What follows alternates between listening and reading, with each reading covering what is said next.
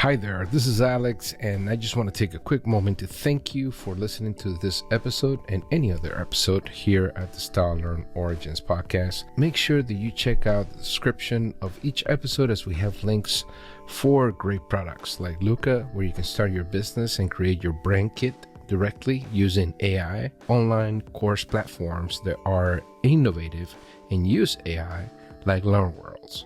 Now, let's get into the episode. All right, we're here. Hey, welcome back, folks. This is Style and Origins, the podcast that brings you all the good stuff about L&D, learning and development, organizational development, and some of the history, some of the origins of it, and sometimes we get guests, and this time is one of those times. And this lady is amazing in many ways. She's leading the way into the integration of artificial intelligence and soft skills, at least from my perspective. That's what I see. And she is the co-founder and CEO of Dextego. Did I get that right, Yana?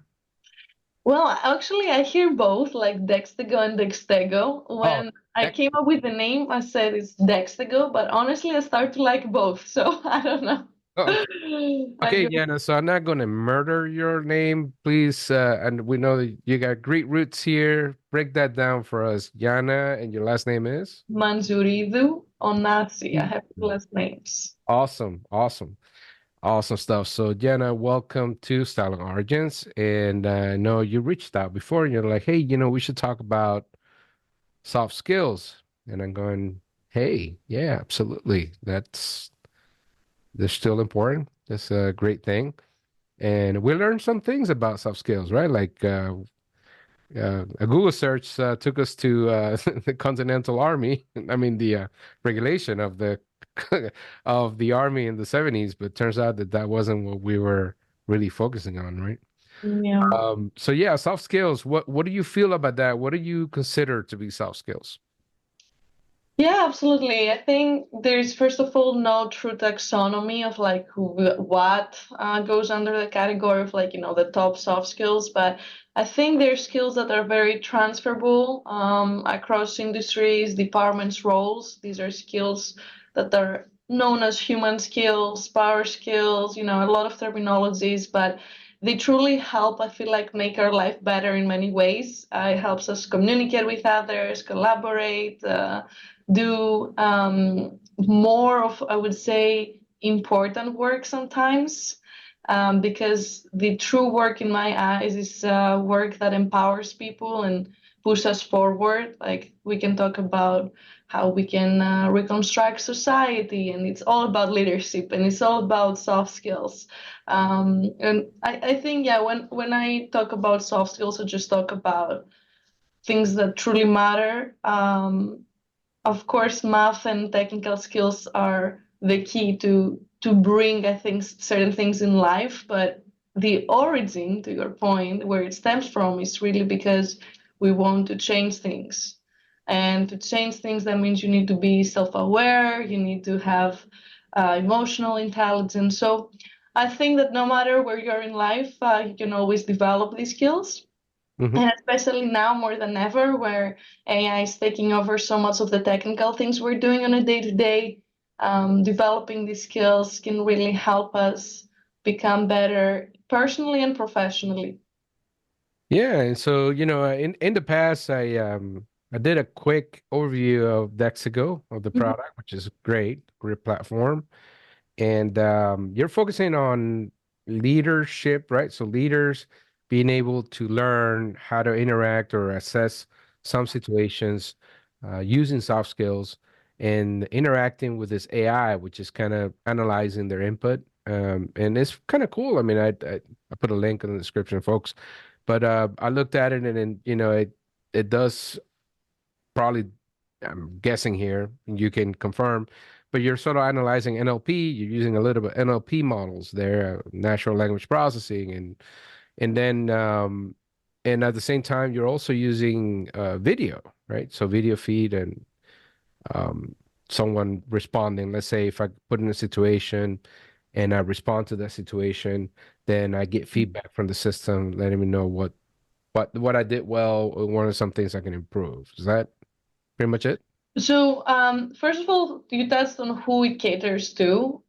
It was really created with Gen Z in mind, Gen Z millennials, these people who are either entry, middle level managers, they're not necessarily C-suite, and so they don't have access to an executive coach. But they also learn differently. They don't just want to go through a 2-hour course, in LMS. They want bite size, like what we call micro learning. They want gamification. They want interaction, and they want information on demand. Because as an employee, if I have a question, let's say I just got a question from the client and my boss is not available, like where do I go? I don't have time to go through a 2-hour video to figure it out. So that's where the AI coach comes in the flow of work. But to your point, it can be very personalized to the user. And how we do that is because behind the scenes, basically, we have, of course, a big LLM. We've even used like OpenAI, but then what we have is an advisor API. This is the formation, basically external proprietary data from advisors we've worked with, from experts in the field that interact with that, like more generic, if you will, LLM. And then the third pillar is the enterprise data. So that organization's information, whether this is training material they've done, their CRM, like whatever content they want to provide us, so we understand what they consider like a good answer.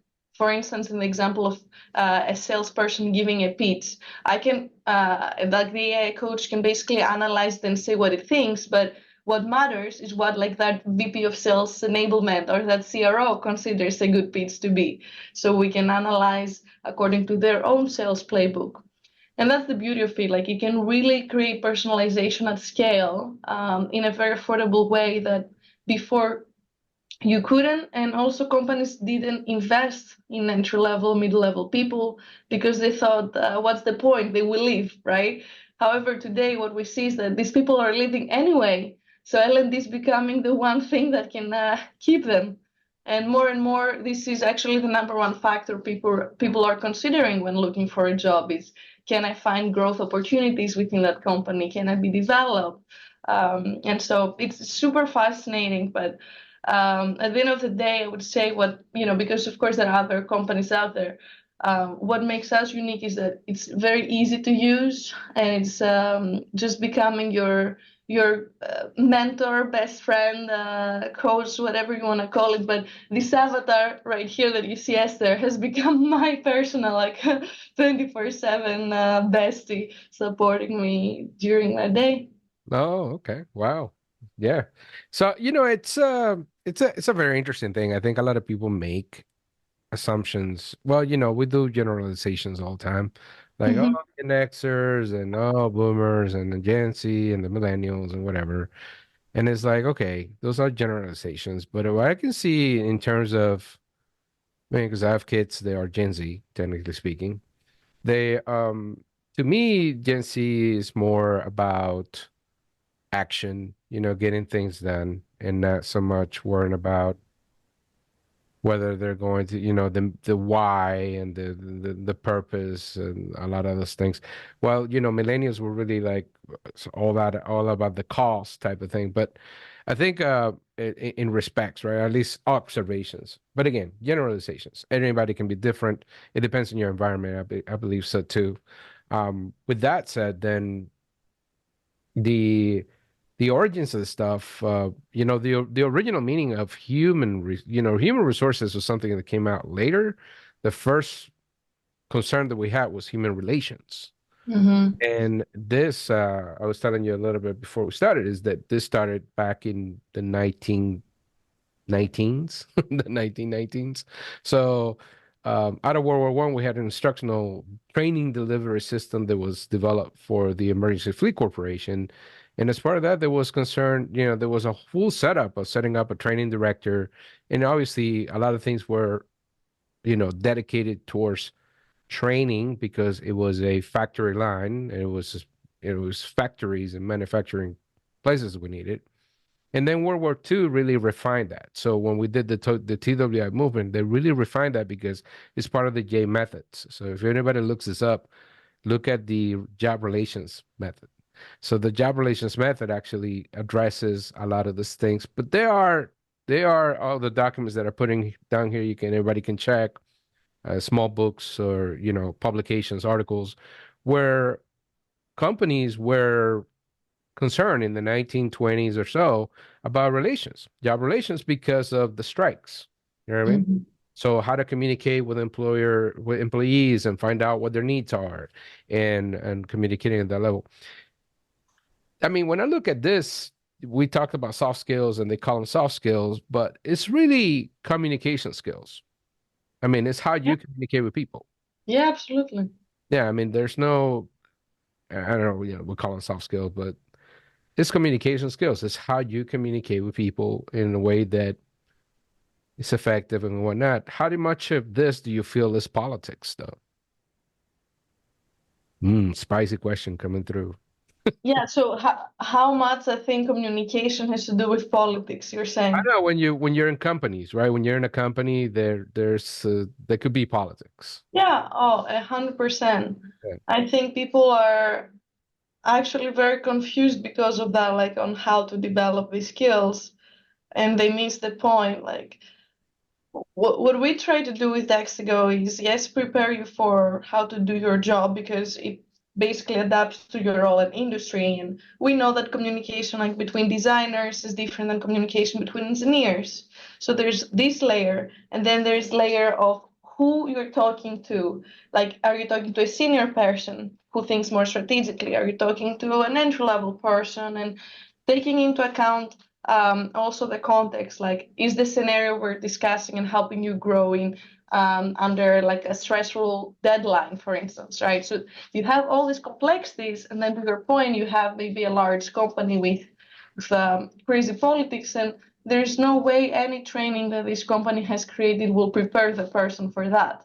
But what will prepare them is to have empathy, to be able to understand where everyone is coming from and what their goal is, to be able to adapt. So at the end of the day, again, it goes back to having another soft skill. I think it's super complex to develop a human being for everything they will have to deal with in life, but whether they're facing politics or they're just in an uncomfortable position because they're like a minority in the room or anything, um, if they truly know who they are, like they're self-aware, they'll figure out a way to go through it.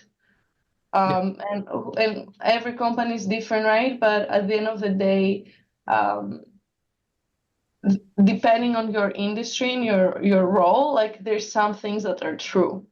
Like I was talking to someone that works in the government actually in Greece, and she was telling me how no matter what training she does and how many qualifications she acquires, it will always be about politics because it's a corrupted place. Like that's the only way she will get promoted. However, that doesn't mean she shouldn't work on her communication skills, right? Like kind of irrelevant. It's out of her control. Yeah. Yeah, and I don't think, it's that's not, believe it or not, I don't think that's limited to being because it's Greece or anything like that. I think it varies between companies. I think happens here. It definitely happens here in the States. Mhm. Out. You know, it's like I experienced a lot of this stuff too. When I had a VP, reach out to me directly and come in like, "Hey, what do you think about this technology?" Right? So that wasn't really a question for me to give my honest opinion of what it was. That was more to kind of validate what they thought already, what's the solution. So you have to be kind of smart. You have to read that out, Mhm. when it comes to soft skills. And I know everybody outside of a company or work or well, when you get on LinkedIn, it's all about ideals, right? But it's like, oh, be honest, say everything you think. I was like, that doesn't always work out. It's like, No, you gotta choose your moment for that. yeah, I mean, I fully agree. Look, we live in very much fake world, like 100%. Like you see it all the time in social media, and everybody just wants to show how perfect they are. I mean, 110%, there is a crisis, and that's why I think developing yourself and your self-awareness is key. It's like protecting yourself kind of from the crazy world and Yeah. allowing you to build the skills to work with those other true people that you find and you think are genuine to create your mini world. Right. Yeah, I There's mean you have leadership also to be a big element of this. yeah. And and I think this is super important for leaders in terms of that, in terms of not only soft skills and communication in general, but with leadership also goes both ways. So like some leaders will be like, "Oh no, really, give me your feedback, tell me what you're really, and it's like, and then they may use that as a Right. excuse for you not to be excluded for something. So you gotta be super careful with it. It's a crazy dynamics that we have as humans, I think. Uh, Mm. so you so you come from Greece, right? Mm-hmm. And I was just having the thought when we were talking about things, because I was born in Venezuela, and I told you my first girlfriend was my childhood girlfriend was from Greece. But I was thinking about the things that you have to sort of mitigate because of cultural differences. So like if you Mm-hmm. come from another country and you come to live in the States, for example, and you work, when you work today probably is quite, I will hope that it's quite better, being 2024. But back in the 90s or back, 20 years ago or something, uh, you may have things that were mismatched. So, for example, I'll give you an example. Like in Latin American culture, it's not a big deal if you say like, "Hey, I bought a new car," right? And then I ask, "Oh, really? What kind of deal did you get? Like, what did Mm-hmm. you get it?" And that's like a no-no here in the States, like asking someone how How much much they you think? Yeah. how much they pay for it or whatever the case. So it'll be interesting to see if once the Dextego continues to improve, if this could be some of the things to kind of pick on or kind of like, Mm-hmm. hey, the culture in your organization, or it's not average culture to say this, like some things Yeah, yeah, yeah. vice versa, right? 100%, and that's where what we're working on to create all this data, basically to be able to give you strategic recommendations in the company and say, hey, maybe based on like the feedback we're getting from your employees, you need to hire someone with X leadership style. Or maybe, because the team is very confused about your quarterly goals and your next all hands talk about that. So truly understand the roots of the miscommunication or the lack of engagement of the employees and figure out the path to fix that. Because today it's so fascinating with the remote work, like there's so much mistrust. Like people don't know, are employees working or are they out and about? Are people listening? Are they paying attention? Are they engaged? Like HR has a lot to deal with and they are themselves so burned out. So being able to leverage technology and that understands and connects the dots basically for you can be a huge asset. True. And mistrust goes in different places, and there's there is I mean, employers can track at least by the device what you're doing, and Mhm. any of them are doing it. So that's not shouldn't be a surprise for anybody that perhaps is not behaving ethically. You're working remotely and you're like, yeah, I'm working remotely. I'm at the park, you know, I'm at the beach.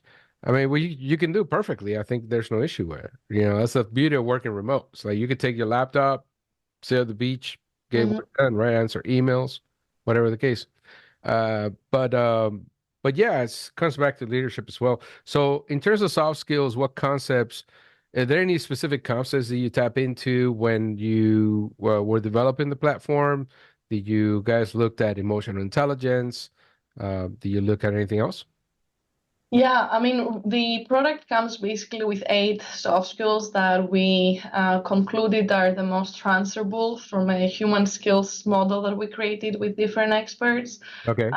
But it can also be customizable to the company's culture and priorities and needs. So, to your point, if a company cares more about emotional intelligence than like conflict resolution, and as an example, like we can always cater to that.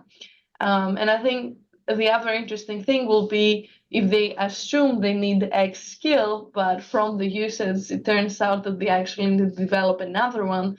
Dextego can suggest that and really help as the company evolves, because every day the people using it will develop, will evolve, the company will evolve, and so should your solution basically. It shouldn't just be a static box of skills. Okay. Okay. That's great. Awesome. So it's what's the future for it? I mean, I know you're going to be speaking at conferences. That's cool. Uh, but what's the future now? I mean, we know what we do now. We know what it does now. What it does today. What do you think will be some interesting avenues to explore coming up? Yeah, so we have some very interesting partnerships coming up with existing communities, exploring both HR and sales enablement use cases.